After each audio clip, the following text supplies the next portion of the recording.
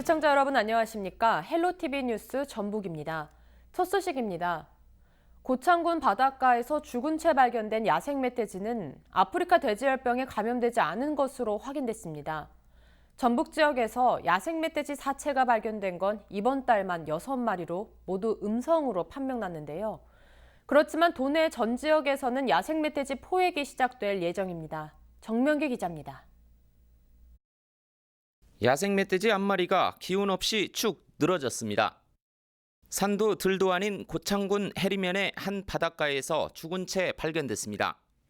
갯벌에서 조개를 캐던 지역 주민이 멧돼지 사체를 발견하고 경찰에 신고한 겁니다. 폐사체는 이제 그 현장에서 바로 매몰 조치 취했고, 그다음에 공동방재단 투입해가지고 그 현장이랑 그다음 현장 인근 그 도로가 소독 조치. 전라북도 방역당국은 아프리카 돼지열병 감염 여부를 확인하기 위해 국립환경과학원에 분석을 의뢰했고 당일 밤 9시쯤 나온 결과는 다행히 음성으로 판명났습니다. 정읍과 부안 등 도내에서 야생 멧돼지 사체가 발견된 건 이번 달만 6마리로 모두 음성으로 확인됐습니다. 전라북도는 18일부터 354명의 유해 야생동물 피해방지단을 운영할 예정입니다. 경기와 강원도에서 돼지열병 바이러스가 잇따라 검출되면서 야생 멧돼지 포획에 나선 겁니다. 훈련이 아마 오늘 끝나니까 내일 운영할 거예요, 이제. 돼지열병 파문으로 전라북도는 거점 소독시설 운영과 예찰을 강화하는 등 긴장을 늦추지 못하고 있습니다. 헬로티비 뉴스 정명기입니다. 경기도 연천에서 14번째 아프리카 돼지열병이 확진되면서 방역당국은 긴장감을 더 높이고 있는데요. 전북 지역에서는 아직 아프리카 돼지열병 확진 농장이 나오지 않은 상황입니다. 하지만 내년 2월까지 구제역과 조류 인플루엔자 발생 위험이 높아지는 시기여서 전라북도는 경찰까지 투입하며 차단 방역을 강화하고 있습니다. 이진철 기자입니다. 부안군 줄포면의 한 도로입니다. 소독시설 사이로 차량이 들어서자 센서가 반응해 소독약이 분사됩니다. 운전자도 차량에서 내려 전염병 예방을 위해 대인 소독을 실시합니다. 전라북도는 아프리카 돼지열병과 구제역, AI를 막기 위해 이와 같은 거점 소독시설을 26개에서 32개로 확대해 운영하고 있습니다. 전라북도는 돼지가 136만 마리, 닭이 3,700만 마리, 소가 38만 마리로 전국에서 가축수가 많은 지역 가운데 하나입니다. 지난 9일 경기도 연천에서 14번째 확진 판정이 나온 아프리카 돼지열병과 10월부터 내년 2월까지 발생 위험이 커지는 구제역과 조류 인플루엔자로 전라북도는 방역을 강화하고 있습니다. 전라북도는 농장을 출입하는 모든 차량에 대해 거점 소독시설에서 발급하는 소독 필증을 받을 수 있도록 독려하고 있습니다. 축산 차량 이동이 많은 시간대에는 거점 소독시설별로 경찰을 투입해 축산 차량 이동 통제 등 현장 관리에 나서고 있습니다. 구제역은 소, 돼지, 염소를 백신을 접종할 계획이고요. 우리는 사육 제한을 해서 전라북도의 방역을 철저히 할 계획입니다. 아프리카 돼지열병과 함께 구제역과 조류 인플루엔자 방역 3중고에 놓인 전라북도. 지자체와 농장주 그리고 시민의 방역 차단을 위한 관심과 노력이 필요한 때입니다. 헬로티비 뉴스 이진철입니다. 올해 농기계 교통사고 최다 발생 지역은 전남이 전체 사고의 20%를 차지해 가장 높았습니다. 해마다 수천여 건씩 발생하는 농기계 사고는 가을철 수확기를 맞아 발생률이 늘어날 것으로 파악돼 주의가 요구되고 있습니다. 김남호 기자가 보도합니다. 최근 남원 지역에서 발생한 경운기 사고 현장입니다. 전북 지역에서 최근 5년간 이 같은 농기계 사고로 인한 출동은 총 2,100여 건이며 올 들어서도 지난 6월까지 200여 건이나 발생했습니다. 전체 농기계 관련 사고 중 32%가 수확철인 10월과 11월에 집중적으로 발생하고 있습니다. 수확기를 비롯한 영농철에는 농기계 사용률이 늘어나면서 농기계 관련 사고가 많이 발생합니다. 농기계를 사용하는 농민들이나 일반 운전자분들도 농기계 사고 예방을 위한 방어운전 등 주의가 필요한 시기입니다. 농기계 교통사고 최다 발생지는 전체 사고의 20%를 차지한 전남 지역인 것으로 나타났습니다. 최근 5년 동안 전남 지역에서 발생한 교통사고는 450여 건, 이 사고로 인한 사망자는 91명에 달했습니다. 농기계 안전사고를 줄이기 위해서는 예방수칙을 준수해야 합니다. 네, 농기계 사고의 경우에는 평소에 항상 하던 일이다 보니까 방심해서 발생하는 사고들이 많습니다. 항상 일상적인 업무더라도 방심하지 않는 것이 좋겠고요. 헐렁하거나 긴 옷을 입는 것은 좀 자제해 주시고, 그리고 농사갑 전후로 반드시 장비 점검 필수로 해주시길 바라겠습니다. 가을철 수확기를 맞아 경운기와 트랙터, 콤바인 등 각종 농업기계의 사용 빈도가 높아지고 있어 안전사고 발생에 각별한 주의가 요구되고 있습니다. 전문가들은 농촌 지역 인구의 고령화 추세로 전체 사고의 대부분이 61세 이상에서 발생하고 있다면서 농기계 고령 이용자들의 주의를 당부했습니다. 헬로티비 뉴스 김나옵니다. 최근 부안군 장학재단이 특정 대학교 학생에게만 장학금을 주는 전형으로 논란이 되고 있는데요. 정읍시민장학재단에서도 장학금 대상자 선정에서 특정 대학교와 특정 학과 학생에게만 혜택을 주는 것으로 밝혀졌습니다. 이진철 기자입니다. 정읍시민장학재단은 정읍시에서 운영하는 단체입니다.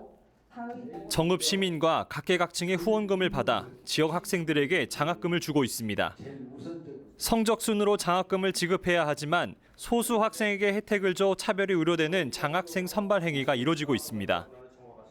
2019년도 장학생 선발 공고를 보면 학업 성적 60%, 가정 형편 40%를 합산해 수요자를 선발합니다. 동점자가 발생하면 1순위는 성적으로, 2순위는 가정 형편 순으로 결정하고 두 항목 모두 동점일 경우 이사회에서 심의를 통해 결정합니다. 그러나 우수 대학 또는 우수 학과를 다니는 학생 가운데 기타 이사회에서 특별히 인정하는 자는 전체 인원의 20%를 넘지 않은 범위에서 예외적으로 뽑을 수 있다고 나타나 있습니다. 즉, 동점자가 발생했을 때 재학 중인 학교나 학과에 따라 장학금을 못 받는 학생이 나올 수도 있다는 것입니다.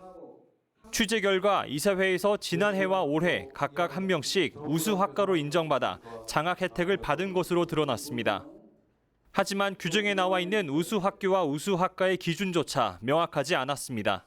이제 무대 치대 이제 저희가 이제 그렇게 좀 아깝게 떨어진 애들이 있을 때는 이런 학생은 우수 대학 우수 학과로 해서 이제 이사회에서 이제 그 특별히 인정해서 이제 그 선발을 하는 경우거든요. 근데 이제 별도로 어디 학교는 우수 대학이다 어느 학과는 이렇게 딱 정해져 있지는 않아요, 현재는. 국가인권위원회에서는 전국 장학재단들을 상대로 명문대생에게만 주는 장학금에 대해 지적한 바 있습니다. 시민장학재단 선발 기준에 대해 정읍시민들도 의구심을 나타냈습니다. 약간 불공평하다고 생각해요. 모든 사람들한테 공평하게 나눠져야 되는데 특정 지어가지고 그렇게 하니까 불공평하다고 생각해요. 부안군 장학재단은 이 같은 문제가 불거지자 시민토론회를 개최해 이를 해결하기 위한 노력을 기울이고 있습니다. 하지만 정읍시의 경우 별다른 대책이나 대안은 없는 상황입니다. 헬로티비 뉴스 이진철입니다.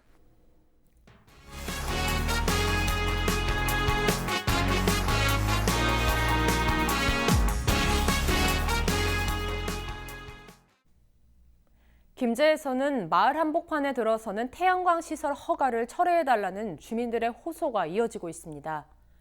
신재생 에너지를 앞세운 태양광은 늘고 있지만 정작 주민의 정당한 권리를 보호하기 위한 행정상 노력은 미흡해 보입니다. 정명기 기자가 들여다봤습니다. 김제시 금구면의 한 너른 들판. 마을 한복판 3만 5천여 제곱미터에 2300kW급 전기를 생산하는 태양광 발전 시설이 들어설 계획입니다. 인근 20여 가구 가운데 가깝게는 불과 10여 미터 거리에 사는 주민도 있습니다. 인구 유입으로 도로교통과 주민 편의를 위해 김제시가 만들어 놓은 도시계획도로입니다. 도로 바로 옆에 태양광 시설이 들어서기 때문에 앞으로 이용자의 눈길을 끌 것으로 예상됩니다. 변전소가 들어선 마을 곳곳은 송전탑이 높이 솟아 있는데 주민들은 곧 태양광 물결을 마주할 예정입니다. 돼지가 많이 죽어서 다 없애버리고 소로 바뀌었거든요. 그도 자기네들 우리한테 10원짜리 보상 안 해줬어요. 그래놓고 또 이제 와서 이거 태양광도 이렇다 했다 말 없이 들어오면은 우리 시골 사람 다 죽으라는 거예요. 뭐예요? 김재 씨는 지난해 12월 도로나 주거 밀집 지역에서 100m 안에 시설을 제한하는 태양광 관련 조례를 신설했습니다. 그러나 이보다 앞선 2017년 8월 발전 사업을 허가했기 때문에 이전 조례에 따라 개발 행위를 허가했다는 겁니다. 신청 기준으로 해서 이렇게 판단할 수밖에 좀 없는 상황이고, 그게 이제 조례 붙이게 가면은 계속 그렇게 연결을 해놨어요. 산업통상자원부는 이미 태양광 시설에 대한 이격거리 기준을 담은 입지 가이드라인을 2017년 3월 각 지자체에 전달했지만 김재 씨는 2년 가까운 시간이 지나서야 조례를 도입한 겁니다. 반면 남원시의 경우 환경을 파괴하는 무분별한 태양광 설치를 막기 위해 김재 씨보다 1년 이상 앞서 운영 지침을 별도로 마련했습니다. 전체 개발 행위 규모가 5.제곱미터 이상은 500m 이내인 경우에는 실제 거주하는 해당 마을 세대주 80% 이상 동의를 받아야 하고, 상위법인 전원개발촉진법을 보면 전원개발 사업자는 실시계획 승인 신청 전에 지역 주민과 관계 전문가 등의 의견을 들어야 한다고 규정하고 있습니다. 친환경 에너지를 앞세워 정책적 뒷받침이 따르는 태양광 사업. 그렇지만 정당한 권리를 지키려는 주민의 분통 어린 하소연은 공허한 메아리가 되고 있습니다. 헬로티비 뉴스 정명규입니다. 순창군 지역은 발효기후 조건이 상대적으로 좋아 장유식품의 품질이 뛰어난 곳으로 알려지고 있습니다. 하지만 이를 브랜드화시키는 사업은 미흡하다는 지적을 받고 있는데요. 순창군과 지역민들이 발효식품과 관광산업을 연계해 소득을 높일 수 있는 프로그램을 함께 진행하고 있어 관심을 모으고 있습니다. 김남호 기자가 보도합니다. 순창 지역은 고추장과 된장을 비롯한 장류식품이 많습니다. 발효에 적합한 기후적 조건을 갖추고 있어 이곳 주민들은 현재까지 재래식 제조 기법을 고수하고 있습니다. 고품질과 건강식품이라는 호평을 받고 있지만 발효식품 가공 브랜드는 상대적으로 적습니다. 지역 특산품을 활용한 식품 관광산업이 필요하다는 지적에 순창군과 지역민들이 함께 일명 매운맛 프로젝트라는 이름으로 관광 브랜드화에 나섰습니다. 고추장 불고기를 이제 음식을 개발을 했고, 또한 이제 된장 불고기, 그다음에 이제 저희들이 새롭게 만든 순창 소스가 있어요. 그 소스를 이제 식당에 배급을 해서 그 소스를 가지고 새로 전혀 다른 음식도 개발을 좀 해서. 단순하게 고품질의 지역 특산물을 식자재로만 사용하던 지역민들도 브랜드화를 통한 고부가가치 상품 개발에 나서고 있습니다. 고추장 불고기가 같이 메뉴에 삽입되면서 고객들 반응은 상당히 폭발적이었고, 실제로 그렇게 연계된 관광 프로그램이 없어요. 그래서 제 생각에는 숙박하고 같이 이제 식사하는 거에 대한 부분을 같이 좀 공유해서 고추장이든 된장이든 그런 걸 같이 이제 건강하고 힐링하고 연계해서 그런 프로그램을 많이 홍보하고 그러면은 좋아지지 않을까 생각합니다. 다양한 고객들의 입맛에 맞춰 매운맛을 절감시킨 음식도 개발되면서 외국인들도 좋은 반응을 보이고 있습니다. 너무 맛있어요. 왜냐하면 순창 고추장 유명해요. 근데 여기서 고추장 불고기 있어요. 그래서 맛 너무 맛있어요. 기대요. 순창군은 올해 추진하고 있는 고추장 불고기와 된장 불고기 특화 산업을 내년도에는 제과업까지 확대해 나갈 방침입니다. 행정기관과 지역민들이 함께하는 식품 관광 산업화 프로그램이 고품질의 지역 특산품을 한 단계 업그레이드 시킬 수 있을지 관심이 모아지고 있습니다. 헬로티비 뉴스 김나옵니다. 부안군 불뚝마을에서는 한 달 전부터 건설사를 상대로 한 노동단체들의 집회가 이어지고 있습니다. 집회에서 발생하는 소음으로 주민들은 고통을 호소하고 있는데요. 이진철 기자가 보도합니다. 마을 입구에 확성기를 장착한 집회 차량이 주차돼 있습니다. 집회 차량은 한 건설사를 상대로 집회를 진행 중인 상태입니다. 시위가 진행됐던 건설사무소 현장 앞입니다. 이 건설사무소 현장과 마을은 불과 200여 미터밖에 떨어지지 않았습니다. 그렇기 때문에 건설사무소에서 들려오는 소음으로 마을 주민들은 고통을 호소했습니다. 차량으로는 한 20여 대가 넘게 그 앰프 막 앞뒤다 달아가지고 막 그 앰프를 틀어내도 되는 거야. 아, 이 마을 방송 하나 하는데도 시끄럽잖아요. 어느 때는. 근데 그 차들이 다 틀어놓는 거야. 다 노인들인데 어떻게 노인들이 어떻게 나와서 어떻게 할 수도 없고 부녀 회원들이라고 해야 할머니들인데 할머니들이 가서 막 저기 뭐라 했다니까. 집회는 한 달여 동안 이어졌습니다. A 노동단체와 B 노동단체가 건설업체와 노동임금 계약 관계를 문제 삼으며 집회를 시작했습니다. 협상이 마무리될 무렵 갑자기 C 노동단체가 들어와 자신들도 일할 수 있게 해달라며 집회를 벌인 것입니다. 마을 주민이 항의하면 소리를 줄이는 등 성의를 보인 A, B 단체와는 다르게 C 노동단체는 주민 협조 요청에 아랑곳하지 않고 시위를 이어갔습니다. 주민 피해가 크자 협상을 마친 B 단체가 집회 신고를 하고 건설사무소 앞에 나와 C 단체 집회를 막고 있는 상황입니다. 저분들이 집회할 때는 그 마을 회관을 빌려줬어요. 한 달 동안. 거기서 밥도 먹게끔 해줬단 말이에요. 그러면 뭔 말이냐면 시끄럽게는 하지만 그래도 자기들의 당위성을 얘기를 해가면서 우리하고 대치를 한단 말이죠. 근데 저기는 그냥 느닷없이 아무데나 방류하고 저번 주 금요일날 어르신들 찾아뵙고 사죄를 하고 그렇게 했는데 B단체의 집회 신고가 끝나면 언제든 C단체는 집회를 신고하고 이전처럼 시위할 수 있지만 집회의 자유는 헌법상 보장된 것으로 불법을 저지르지 않는 한 마땅히 막을 방법이 없는 상태입니다. 헬로티비 뉴스 이진철입니다. 최근 도시와 농촌 지역 주민들의 복지를 높이기 위해 도서관 신설이 늘어나고 있습니다. 하지만 예산 부족 등으로 도서 비축 수는 적은 것으로 파악됐습니다. CJ 헬로 전북방송은 농촌 지역 도서 기증 운동에 나섰는데요. 김남우 기자가 보도합니다. 최근 남원시 도통동에 문을 연 어린이 청소년 도서관입니다. 어린이와 청소년, 일반인들을 위한 15,000여 권의 도서가 구비되어 있습니다. 하지만 도서관 책장에는 비어있는 공간이 많습니다. 남원 지역에만 현재 2개의 공공도서관이 운영되고 있으며 공립과 사립 작은 도서관도 25곳에 달하고 있습니다. 주민들의 복지 향상을 위해 도서관 신설이 늘어나고 있지만 예산 부족 등으로 구비된 도서는 아직 부족한 것이 현실입니다. CJ 헬로 전북방송은 도서 기증을 통해 도서 기부 문화 확산에 나섰습니다. 최근 농촌 지역의 도서관 수는 증가하는 추세이나 그 도서 비축 수는 적은 것으로 파악이 되어서 저희가 이번에 아동도서 기증 활동에 참여하게 되었습니다. 남원시를 비롯한 자치단체들은 도서관 신설과 함께 도서 구입 예산을 확대하고 있습니다. 하지만 신간 도서를 한꺼번에 구입하기에는 예산 확보가 쉽지 않습니다. 그 재정으로 이렇게 도서를 구입하는 것이 쉽지 않은 입장에서 이런 책을 기부받는다는 게 굉장히 저희한테는 아주 의미가 있고 바람직스러운 일인데 특히 그 책이 이렇게 신간이 자주 나오고 또 그때그때 애들이 또 젊은 층에서 많이 찾는 그런 책이 있는데 오늘 그런 도서를 이렇게 기증을 해 주어서 제가 굉장히 고맙고 또 이 책을 읽는 어린이들에게도 큰 선물이 될 것으로 보여집니다.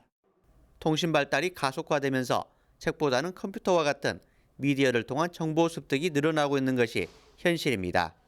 어린이들과 주민들이 책을 접할 수 있는 기회를 높일 수 있도록 하기 위해서는 도서관 신설과 함께 도서 기부 운동도 필요합니다. 헬로티비 뉴스 김나호입니다. 지리산 자락 뱀살골 계곡에 위치한 남원시 산내면 와운마을과 달국마을에서 최근 단풍이 물들기 시작했습니다. 이번 단풍은 오늘 26일을 전후해 절정에 다를 것으로 보이며 11월 초순까지 이어질 전망입니다. 지리산 뱀살골 단풍축제는 남원시 산내면 부은리 지리산 국립공원 반선주차장 일원에서 오는 19일 오전 10시에 개최됩니다.